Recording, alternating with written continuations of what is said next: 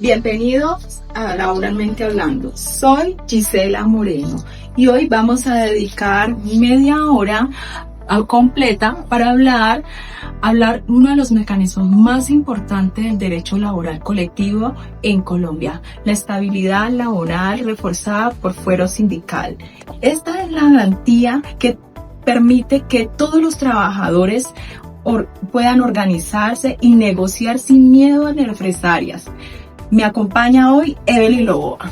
Un saludo a nuestros compañeros y al docente Omar. Hoy vamos a entender por qué el sindicato es la base de la protección y cómo se constituye legalmente. Además, les contaré cómo esta protección funciona en la práctica, quiénes están amparados, qué pasa si el empleador incumple y la relevancia del juez laboral. Cubriremos desde la revolución industrial, pasando por el silencio positivo en la constitución de un sindicato hasta unas sentencias constitucionales. Empecemos por el origen de esta necesidad de protección para entender el fuero. Debemos viajar a la revolución industrial. Las innovaciones de las máquinas de vapor trajeron progreso, pero también a un costo humano inmenso. Jornadas extenuantes de 12 a 16 horas diarias, salarios subsistentes y trabajadores que eran tratados como piezas intercambiables. Ante esta desprotección, los obreros entendieron que su única fuerza era la unión y la acción colectiva, por lo que surgieron movimientos como el ludismo, que destruían estos movimientos, destruían todas las máquinas, y las sociedades de socorro mutuo, que fueron precursoras directas de los sindicatos, ofreciendo apoyo en casos de enfermedades a todos los que pertenecían a aquella asociación. Pero la respuesta inicial de estos estados fue la prohibición, como ocurrió en la ley Charter.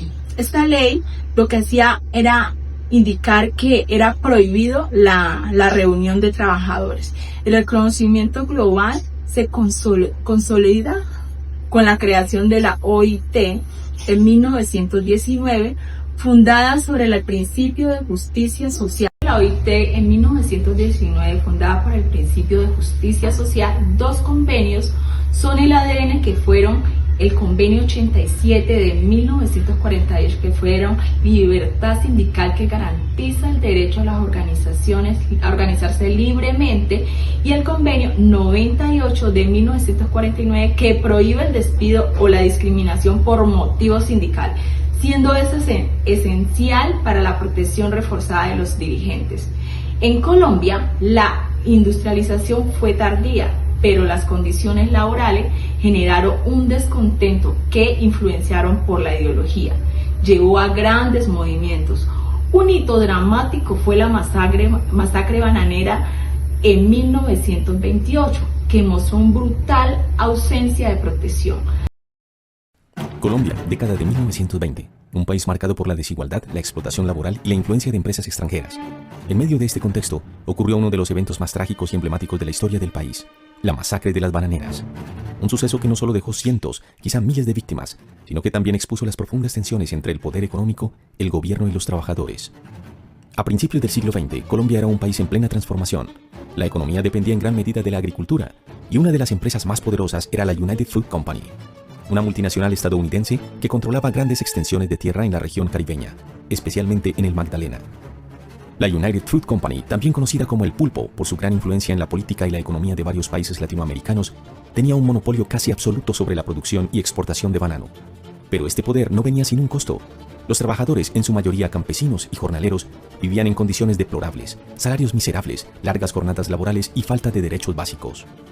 En este escenario, los trabajadores comenzaron a organizarse.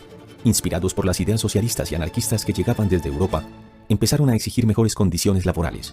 La gota que colmó el vaso fue cuando la United Fruit Company se negó a reconocer sus demandas, lo que llevó a una huelga general en noviembre de 1928. La huelga comenzó el 12 de noviembre de 1928. Miles de trabajadores se unieron para exigir un salario justo, jornadas de 8 horas, atención médica y el derecho a organizarse en sindicatos. La respuesta de la empresa fue contundente. Ignoraron las demandas y presionaron al gobierno colombiano para que actuara en su favor.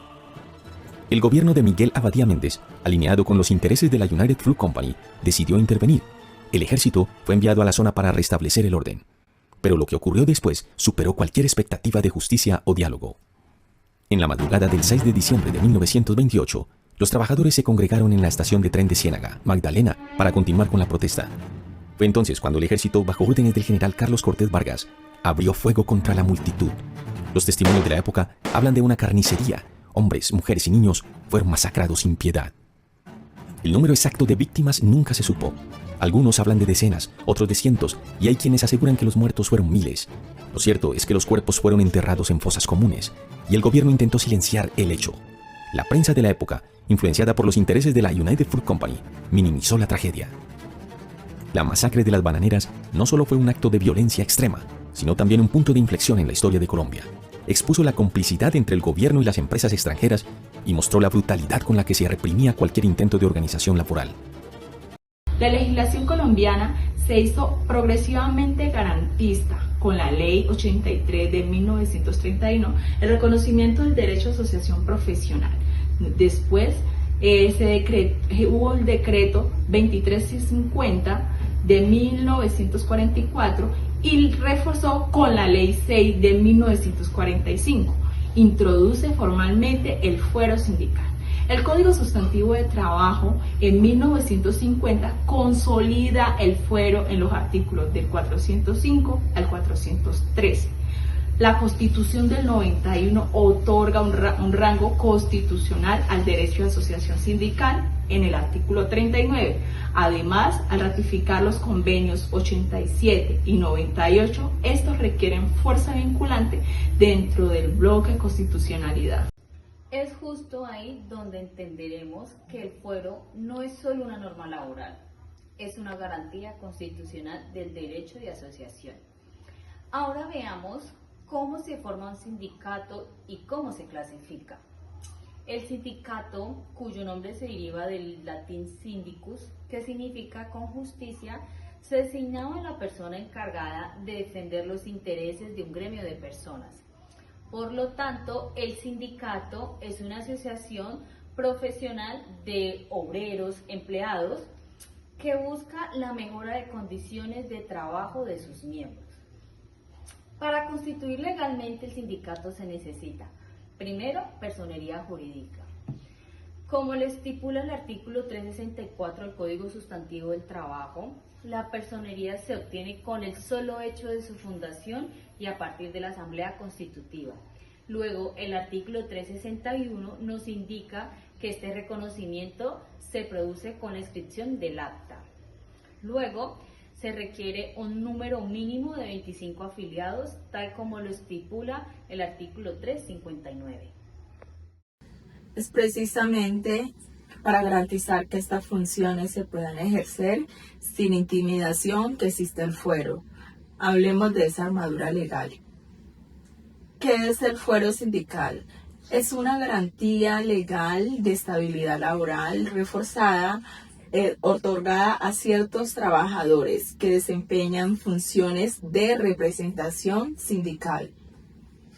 Gisela, esta protección impide que el empleador pueda despedirlos, trasladarlos o modificar sus condiciones laborales sin que exista una justa causa debidamente calificada y autorizada por el juez laboral. Evelyn, pues claro, el fuero tiene como propósito salvaguardar la autonomía de las organizaciones sindicales y evitar represalias por el ejercicio de las actividades sindicales. Esto es una figura que busca equilibrar la relación entre empleador y trabajador para asegurar la defensa efectiva de los derechos colectivos en el lugar del trabajo. Ustedes se preguntarán a quiénes protege el fuero sindical. A los trabajadores que se encuentran amparados por el fuero sindical se encuentra consagrado en el artículo 406 del Código Sustantivo de Trabajo. Primero, los fundadores de un sindicato desde el día de su constitución hasta 2 meses después de la inscripción en el registro sindical sin exceder de los 6 meses. Segundo, a los trabajadores que con anterioridad a la inscripción del registro sindical ingresan al sindicato, para quienes el amparo rige por el mismo tiempo que para los fundadores. Tercero, los miembros de las juntas directivas y subdirectivas de todos los sindicatos, federaciones o confederaciones de sindicatos, sin pasar de 5 principales y 5 suplentes, y los miembros de los comités seccionales sin pasar de 1 principal y 1 suplente. Este amparo se hará efectivo por el tiempo que dure el mandato y 6 meses más. Cuarto, a 2 miembros de la Comisión Estatutaria de Reclamos que designen los sindicatos, la federación o la confederación de sindical, por el mismo periodo de la junta directiva y por 6 meses más, que sin que pueda existir en una empresa más de una comisión estatutaria de reclamo.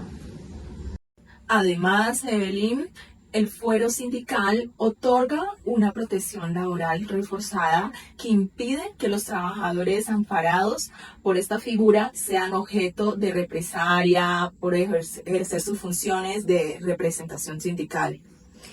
Esta protección está regulada principalmente por el Código Sustantivo del Trabajo y desarrollada por la jurisprudencia de la Corte Constitucional y la Corte Suprema de Justicia. Sus principales implicaciones son: primero, la protección contra despidos sin autorización judicial. Un trabajador con fuero sindical no puede ser despedido aún existiendo una posible justa causa sin que ésta sea previamente calificada por un juez laboral. Es decir, el empleador debe obtener un fallo judicial que autorice el despido.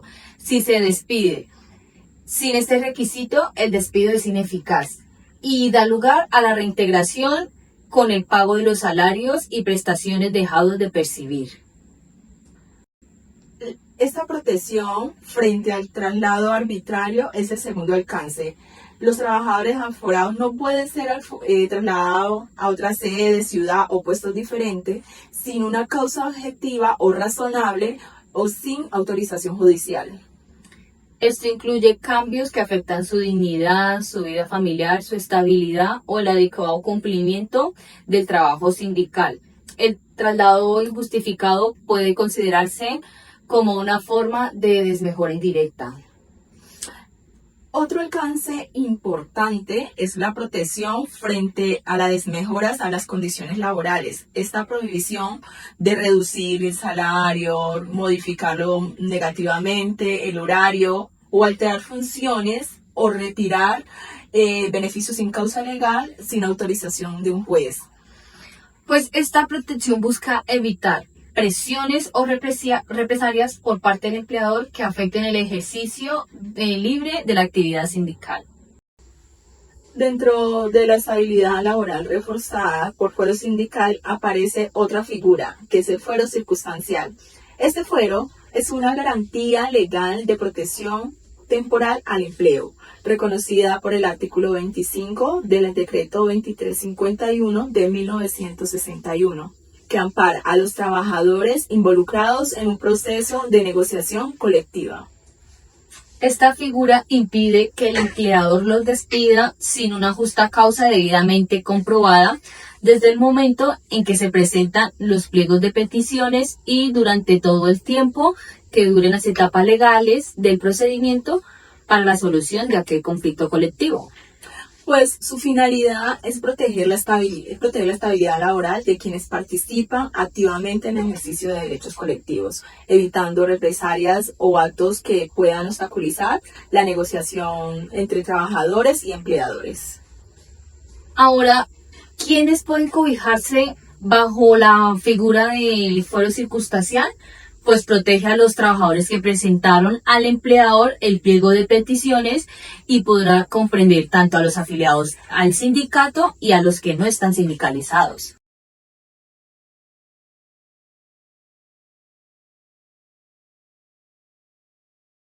Evelyn, ahora hablemos de la diferencia entre el fuero circunstancial y el fuero sindical. Bueno, la naturaleza de la protección del fuero sindical es una protección permanente ligada al ejercicio de las funciones sindicales específicas, mientras que el fuero circunstancial, la protección es temporal activada por la presentación del pliego de peticiones. Lo otro es que los sujetos amparados en el fuero sindical son miembros de juntas directivas sindicales, fundadores y miembros de comités de reclamos, mientras que en el fuero circunstancial cualquier trabajador, sindicalizado o no, puede participar de la presentación de pliego de peticiones. La duración de esta protección en el fuero sindical es durante el tiempo que dure el cargo sindical hasta 6 meses más adicionales. Y en el fuero circunstancial, desde la presentación del pliego de peticiones hasta la resolución del conflicto colectivo. Para hacer un despido, existen requisitos. En el fuero sindical requiere la autorización judicial previa para proceder con el despido. En el fuero circunstancial, el despido sin justa causa comprobada está prohibida durante el periodo de protección. Y su base legal del fuero sindical está en el Código Sustantivo del Trabajo, mientras que en el fuero circunstancial está en el artículo 25 del decreto 2351 de 1961.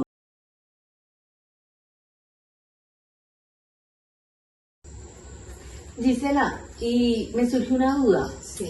¿Una huelga puede llevarse a cabo por un grupo mínimo de trabajadores? Evelyn, para responderte a esa pregunta, vamos a ver los hechos de la sentencia 085 de 1995, que fue un hito importante en el fuero sindical. ¿Sabías que en Colombia la decisión de ir a huelga no la puede tomar un grupo pequeño, sino la mayoría de los trabajadores? Esa regla, que hoy parece tan lógica, fue la realidad en el centro de una gran discusión jurídica en los años 90. Te hablo de la sentencia C-085 de 1995, una decisión de la Corte Constitucional que definió cómo se ejerce uno de los derechos más poderosos de los trabajadores, la huelga. Todo empezó cuando Héctor Justiniano Jaramillo Ulloa presentó una demanda de inconstitucionalidad contra varios artículos de la Ley 50 de 1990, que reformó el Código Sustantivo del Trabajo. Los artículos demandados fueron 61, 62, 63 y 65, y todos tenían algo en común: limitaban la forma en que los trabajadores podían declarar o mantener una huelga. En el artículo 61, por ejemplo, decía que la decisión de ir a huelga debía tomarse por la mayoría absoluta de los trabajadores o de la Asamblea General del sindicato, que agrupara más de la mitad. El demandante argumentó que eso en la práctica hacía imposible ejercer el derecho a la huelga, porque en Colombia menos del 10% de los trabajadores están sindicalizados. El artículo 62, que trataba del desarrollo de la huelga, también exigía que cualquier decisión sobre si continuaba el paro o acudía a un tribunal de arbitramiento se tomara por la mayoría de los trabajadores o del sindicato que representaba más de la mitad. El demandante Héctor Justiniano decía que esto amarraba la negociación colectiva. El artículo 63 trataba de las funciones de las autoridades durante la huelga. Decía, por ejemplo, que mientras la mayoría de los trabajadores persistieran en la huelga, las autoridades debían proteger ese derecho y evitar que grupos pequeños regresaran al trabajo. El demandante alegó que esa idea de mayoría volvía inoperante la huelga para los sindicatos minoritarios. Finalmente, el artículo 65, quizás el más polémico, ese artículo decía cuándo una huelga podía considerarse ilegal. Dos partes fueron demandadas: el literal A, que declaraba ilegal toda huelga cuando se trata de un servicio público, y el literal C, que consideraba ilegal cuando no se hubiera cumplido previamente el procedimiento de arreglo directo. Para el autor, eso era injusto. La Constitución solo prohíbe la huelga en los servicios públicos esenciales y además no debería ser obligatorio intentar un arreglo antes de ejercer un derecho. Así que la gran pregunta era, esas normas protegían la democracia laboral o, por el contrario, la ahogaban. El caso llegó a la Corte Constitucional y después de un intenso debate, el tribunal dio una respuesta que marcó historia. ¿Y cuáles fueron las consideraciones de la Corte? Bueno, Evelyn, esta sentencia se llevó a plano constitucional. Después de un largo debate que se hubo en esta sentencia, el tribunal dio una respuesta que marcó la historia en el sindicato. La decisión de la Corte, con ponencia del magistrado Jorge Aranda Mejía, fue clara. Exigir la mayoría de los trabajadores para declararla la huelga no viola la Constitución, al contrario, la desarrolla. El artículo 39 de la Carta Política dice que todos los sindicatos deben regirse por el principio democrático, y la democracia al final del cuenta significa la voluntad de la mayoría. En cuanto al literal A del artículo 65, nos estableció cosa juzgada para los servicios públicos esenciales. La Corte recordó que ya había dicho en la sentencia C473 de 1994 que la huelga solo es ilegal cuando se realiza en servicios públicos esenciales, definidos por el legislador. Y sobre el literal C, que exigía agotar el arreglo directo, la Corte fue contundente. Eso no elimina el derecho a huelga, solo reglamenta el ejercicio. La huelga, dijo que no es la primera opción, es el último recurso cuando el diálogo ha fallado, ha fracasado. En conclusión, esta sentencia respalda la obligatoriedad de llevar y agotar el arreglo directo. Reafirma además que la huelga es un derecho colectivo, democrático y responsable.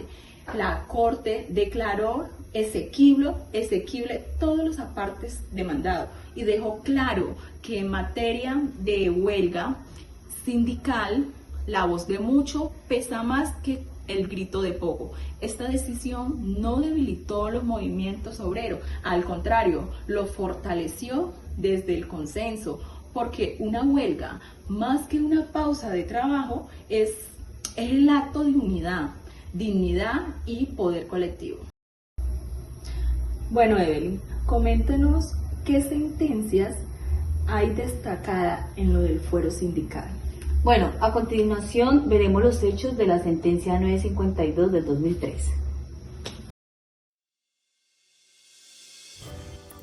Accionante el señor Robinson Olivero, actuando como presidente del Sindicato Nacional de Trabajadores de la Industria Agropecuaria. Accionado el señor Carlos Dangot, propietario y gerente de los citados predios de las fincas bananeras, que es Sara Bretaña, Isla de Ciénaga, Magdalena. Los trabajadores de las mencionadas fincas vienen padeciendo desde hace bastante tiempo de condiciones laborales indignas e injustas, pues no cuentan con una afiliación a seguridad social por parte del empleador. Se les viene realizando el pago extemporáneo de salarios de hasta 5 quincenas acumuladas, e igualmente no se les reconoce ni se les cancelan las prestaciones sociales de ley y no se les entregan dotaciones de calzado y uniforme. Estos hechos motivaron la decisión de la gran mayoría de los empleados de las fincas bananeras mencionadas de solicitar a Sintrainagro, seccional Ciénaga, el apoyo a las labores de asesoría y capacitación para hacer valer sus derechos frente al empleador, consagrados en la Constitución Política y en la ley. Fue así como 50 personas decidieron afiliarse en forma masiva de la organización sindical. Durante los días 11 y 13 de julio de 2002 se organizaron comités obreros y una comisión negociadora. Cabe aclarar que en la zona operaban grupos paramilitares. El 15 de julio de 2002, los empleados que se habían afiliado masivamente al sindicato presentaron un pliego de peticiones formal a su empleador, Carlos Dangot, y al Ministerio de Trabajo, iniciando un proceso de negociación colectiva. El empleador, a través de su administrador general, hizo circular un documento entre los trabajadores para que lo firmaran. El documento afirmaba que la afiliación a Sintrainagro, ocurrida el 11 de julio, no había sido libre ni espontánea, sino el resultado de una intimidación armada, alegando que hombres con metralletas de un grupo que dijo hablar en nombre de Sintrainagro obligaron a los trabajadores a afiliarse y a firmar un pliego de peticiones ya elaborado. Los trabajadores habían firmado por el natural temor que inspiraban las armas, por lo que el resultado final fue que los firmantes, bajo la presión del empleador, supuestamente desautorizaban sus firmas de afiliación al sindicato. Su objetivo, el verdadero propósito del señor Dangot, era simular que la sindicalización fue un producto de la intimidación armada de grupos paramilitares y no una decisión libre de los trabajadores para defender sus derechos. Con este acto buscaba anular legalmente la personería sindical y el pliego de peticiones. Dangot, para que fuera más creíble su estrategia, llevó esa misma versión al DAS Magdalena, denunciando la presencia del personal armado en sus fincas. El DAS investigó y comprobó que sí habían hombres armados, pero no ilegales. Eran escoltas oficiales del DAS y de la Policía Nacional, asignados a la protección de dirigentes sindicales, por lo que la denuncia de Dangot era falsa y manipulada. El 6 de agosto de 2002, el empleador, el señor Dangot, citó a todos los trabajadores, pero no con el motivo de negociar el pliego de peticiones, sino para presionarlos para renunciar al sindicato, por lo que dijo: yo no gusto de los sindicatos, y que las autodefensas le habían pedido la lista de afiliados porque a ellas tampoco le gustaban los sindicatos, y que antes quienes intentaron sindicalizarse en la zona fueron amenazados por paramilitares. Bueno, Gisela, y eso no es todo. El señor Dangot fue y buscó hasta el punto de trabajo, valga la redundancia, a un trabajador el cual no estuvo presente en esa reunión que él llevó a cabo. ¿Y qué pasó? Pues este trabajador no alcanzó a estar en esa reunión, por lo que él fue hasta el trabajo y le sacó un fajo de billetes y le pasó 200,000 pesos. Recordemos que estos trabajadores llevaban un retraso en sus quincenas. Le dio ese dinero y le dijo que por favor firmara la carta de renuncia al sindicato, por lo que este trabajador dijo: no, yo no la voy a firmar. Entonces, ¿qué hizo el señor Dangot? Le hizo una especie de amenaza y le dijo que no respondía por la vida de él y que recordara que el hermano de él había sido muerto por estos grupos armados. Por lo que él dijo: de una vez renuncio y deme la liquidación, por lo que el señor Dangot dijo: yo no tengo para dar todo ese dinero en la liquidación, y que no respondía por la vida de él. ¿Qué decisiones tomó la Corte? Bueno, en primera instancia se les concedió el amparo a estos derechos fundamentales, pero en la segunda instancia se revocó diciendo que no hubo una legitimidad en el sindicato que se había llevado a cabo. Bueno, la decisión de la Corte es que niega la segunda decisión y confirma el primer fallo, que fue la que le concedió los amparos a estos trabajadores, puestos que estaban en una subordinación y el empleador los podía amenazar. Bueno, afortunadamente se hizo justicia. Sí, se hizo justicia.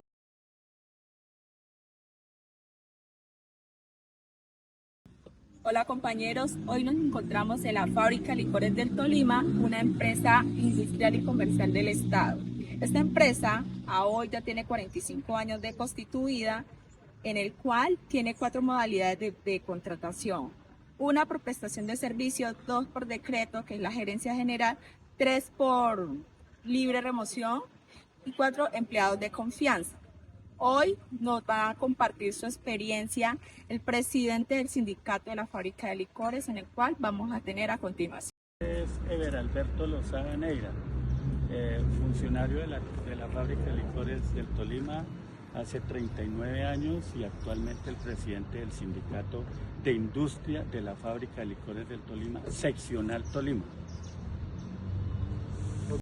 La creación del sindicato de la Fábrica del Tolima, seccional Tolima, fue creado en el año 1988, noviembre 15, con el nombre de Sintrabecólicas, que quiere decir Sindicato Nacional de Trabajadores de la Industria de las Bebidas Alcohólicas.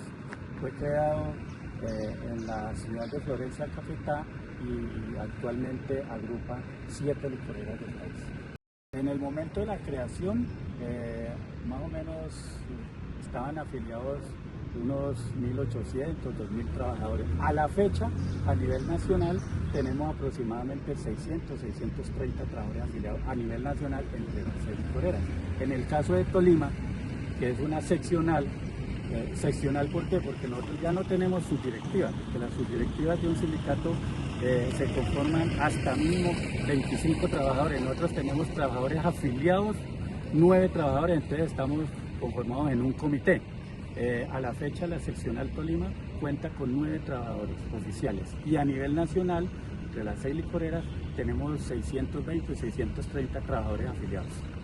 Como le contaba antes, pues yo voy a cumplir 40 años aquí el próximo 11 de enero, como trabajador de la fábrica de licores, y las experiencias son múltiples como trabajadores, ¿no? Una que tenemos que contar es la que nos sucedió, la que vivimos nosotros en el año 2001, cuando el gobernador era el doctor Guillermo Alfonso Jaramillo Salazar, el que es ministro de Salud hoy en día. Resulta que él, siendo gobernador, cuando se posesionó, la fábrica tenía un litigio judicial donde, por incumplimiento de los contratos de distribución en ese tiempo con la empresa la empresa Interamericana de Licores, el cual el dueño es don Henry Escobar Ceballos. Entonces, por incumplimiento del contrato, don Henry Escobar demandó la empresa y se ganó 3 laudos arbitrales.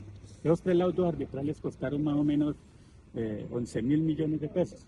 Entonces, pero ese pleito ya venía con un tiempo anterior, como de 4 o 5 años, y reventaron las demandas preciso cuando el gobernador era el doctor Guillermo Alfonso Jaramillo. En vista que no hubo una negociación en el momento, entonces esto se fue a demanda y sucedió de que llegó el juzgado que falló a favor de la empresa Interamericana de Licores, llegó a tomarse la empresa y a entregársela a don Henry Escobar. En ese tiempo nosotros, y en la fábrica, éramos como unos 280 trabajadores. Entonces nosotros, ¿qué hicimos? Durante 4 meses nos encerramos, nos tomamos la empresa nosotros con nuestras familias y producíamos de noche para que los proveedores, los supermercados y todos los comerciantes nos compraran en efectivo. ¿Por qué? Porque esa acción que generó esa demanda, pues embargaron todas las cuentas de la fábrica de licores por la empresa de representante legal que era don Henry Escobar Ceballos. Entonces eso nos llevó a un paro general de 4 meses, nosotros encerrados aquí, cocinando aquí para todos, nos turnábamos, prestábamos 2 turnos de 12 horas. ¿Por qué esa acción? Porque en el momento en que nosotros dejáramos la empresa sola, pues lógicamente como estaba la orden de toma de embargo de la empresa, entonces el demandante se podía tomar la empresa y pues pues apoderarse de ella. Entonces esa fue una acción donde en conjunto y también hay que agradecer la solidaridad de algunas personas de Ibagué. Como ustedes saben, esta es una empresa industrial y comercial del Estado que los recursos que genera de las ventas de nuestros productos van destinados para la salud, la educación y el deporte, además del empleo que se genera. Entonces hubo mucha solidaridad y mientras que se lograban acuerdos. A la postre, al pasar del tiempo, después de 4 años de nosotros encerrados aquí y la lucha y mediante el diálogo con este señor, la empresa gestionó y en ese tiempo se creó la ley 550, que es una ley como de insolvencia donde respalda una deuda, se firmó la deuda y entonces se llegó a un acuerdo del pago durante 15 años. Posteriormente, pues mediante el mismo diálogo de don Henry Escobar, que tuvo a bien, como él dijo, yo necesito la plata, no ranchos viejos, instalaciones de antes, logró y se negoció con él y se pagó la deuda. Esa es una experiencia que vivimos nosotros, más o menos 150, 200 trabajadores con nuestra familia, que donde no hubiéramos tomado esa acción de defensa de la empresa, pues no estaríamos aquí, ni habría fábrica de licores en el departamento del Tolima. Don Ever, presidente del sindicato, muchas gracias por su tiempo, por contribuirlo y estamos aquí con los compañeros de Derecho en la clase de Derecho Laboral y Colectivo. No, de todos modos, a ustedes muy amables en lo que les pueda colaborar con mucho gusto. Bueno, compañera Evelyn, como hemos visto, el foro sindical es la columna vertebral del derecho colectivo inició desde la miseria obrera en la Revolución Industrial y se fortaleció en la Constitución del 91. Bueno, es fundamental recordar que la base es el sindicato, que es una asociación lícita que requiere un mínimo de 25 trabajadores y obtienen su personalidad jurídica por el solo hecho de su fundación, y su clasificación define ese radio de acción. Bueno, muchas gracias compañeros por acompañarnos en este momento.